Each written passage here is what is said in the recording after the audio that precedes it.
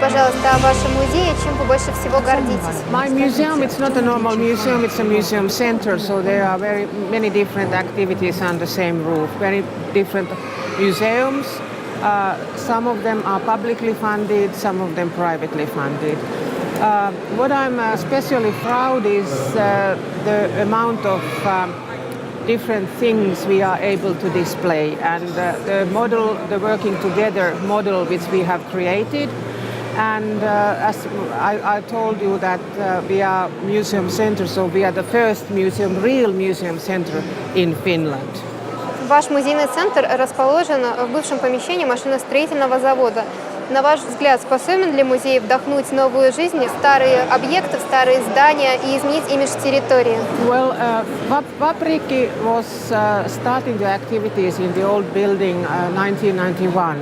First only as a storage, because we have to find new storages for our things.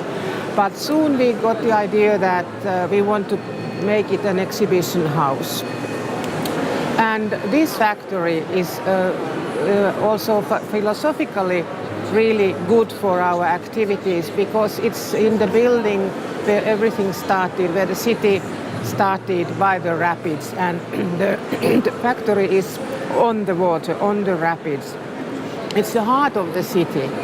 So the museum couldn't have a better place to be, because it's in the middle of the history.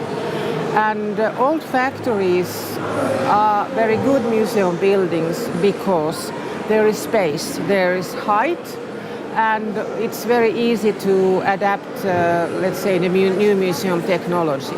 Of course, there are disadvantages like too much light and so on, but usually the space is what museums are lacking, and in old factory buildings there is a lot of space. У вашего музея достаточно широкая целевая аудитория. Должен ли музей учитывать интересы каждого посетителя и каким образом? No.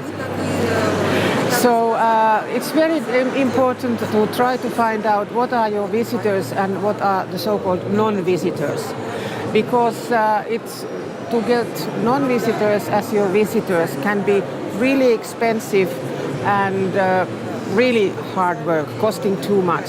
So it's important to understand what are the visiting groups and how you can enlarge that group, but keeping in mind who will never visit you anyway.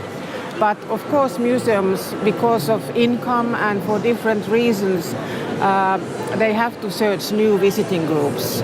And one thing is also political reason coming from above, from our funders, that we have to prove that we are useful. We have to be useful for people, so that people feel that they can get us enjoyment, entertainment, but also information and interpretation of things. And this is the thing. Каковы, на ваш взгляд, критерии эффективности деятельности музеев? Well, there can be different. So quality is always a very tricky thing. How do you define quality? Because I think this museum work should be of high quality. Exhibitions should be of high quality. I meaning the layout, but also the contents.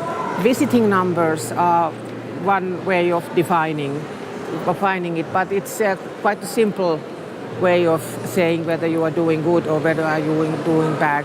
Income is how much are you able to generate income to do your work. But I think public opinion, if you measure that, so if you ask people, so how do they like us, would they like to come back? So this is a very good way of trying to find out whether you are useful or not. Каким вы видите музей будущего? The museum of the future. Now the world is really changing, and sometimes it's really unpredictable what happens. So if I would have a crystal ball, I would be really happy to tell. But I think the museums have to be socially conscious, so you have to be able to raise questions which are not too easy and which can be debated, and there can be different opinions. And I think the future museum should be something which make people more tolerant, because world is getting really, really intolerant.